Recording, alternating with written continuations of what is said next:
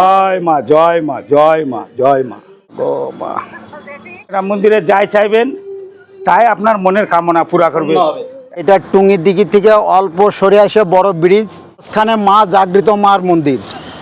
পুরো ঘৃণা করে না, যে মানুষকে নিয়ে আসছে এখানে সে মায়ের মনের কামনা পুরা হয়। এখানে পুরোহিত থাকে, যে কোনো সময় পুজো দিতে আসবে, মা পুজো নেবে। পরিবার আছে, পরিবার ছাড়িয়ে আমি কথা বলছি।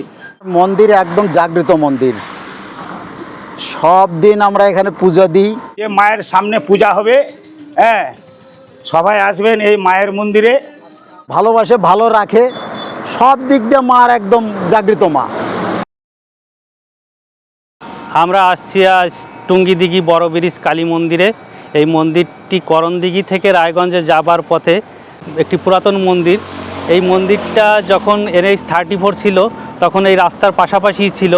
NH-12 করার সময় এই মন্দিরটি রাস্তা সংলগ্ন চলে আসে, তখন এই মন্দিরটাকে পাশে সরিয়ে NH-12 কর্তৃপক্ষ পাশে নতুন করে সুন্দরভাবে সুসজ্জিতভাবে করে। এখন মন্দিরটি যে অবস্থায় আছে এবং আশেপাশের পরিবেশ আপনাদের ঘুরিয়ে দেখাবো যে মন্দিরটি কী অবস্থায় আছে এবং তার আশেপাশের প্রাকৃতিক সৌন্দর্য সেগুলো ঘুরে দেখুন। যারা এই পথে চলাচল করে তারা এখানে কিছুটা সময় বিশ্রাম নিলে তাদের পথের ক্লান্তি যেমন দূর হবে, মনটা অনেক ভালো লাগবে। ঘুরে দেখুন আমাদের সাথে।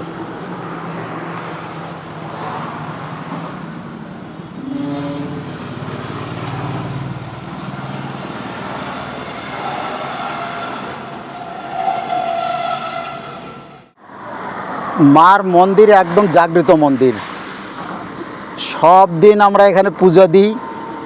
মা একদম একদম শান্তিভাবে পুজো নেয় এবং সবাইকে ভালোবাসে, ভালো রাখে, সব দিক দিয়ে মার একদম জাগৃত মা।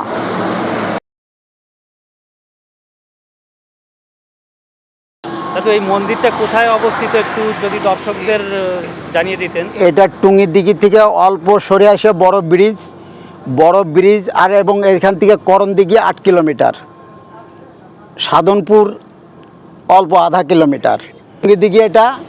টুঙ্গির দিঘি এটা এদিকে সাধনপুর, মাঝখানে মা জাগৃত মার মন্দির।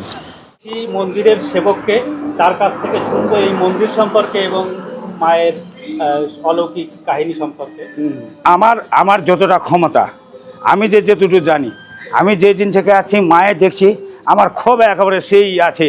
হ্যাঁ, আপনারা মন্দিরে যাই চাইবেন তাই আপনার মনের কামনা পুরা করবে, একদম সেই 100 বার। আর এই মা এরকম আছে একদম যে একবারে সেই মানুষকে পুরো ঘৃণা করে না, যে মানুষকে নিয়ে আসছে এখানে সে মায়ের মনের কামনা পুরা হয় আর সবাই আশীর্বাদ পায়। আমি যে 2 বছর থেকে এখানে আসেছি, আপনারা তো সবাই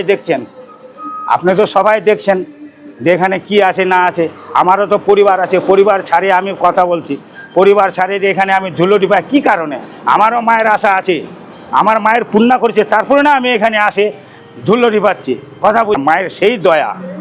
আর এটাই কথা, এই যে মায়ের সামনে পূজা হবে, হ্যাঁ সবাই আসবেন এই মায়ের মন্দিরে, কোনো অবহেলা করবেন না। আজকে মায়ের মন্দিরে আসো, সবাই যেন এখানে প্রণাম পাতি করেন, সবারও মনে যেন কামনা পূর্ণ হোক, এতটুকু দয়া। আর কালী পূজার সময় সবাই আসিও, সবাই দেখেও কিরকম হচ্ছে না হচ্ছে, মার কিরকম জাগ্রত আছে না আছে, এতটুকু বাবা আমার জয় মা জয় মা জয় মা জয় মা জয় মা।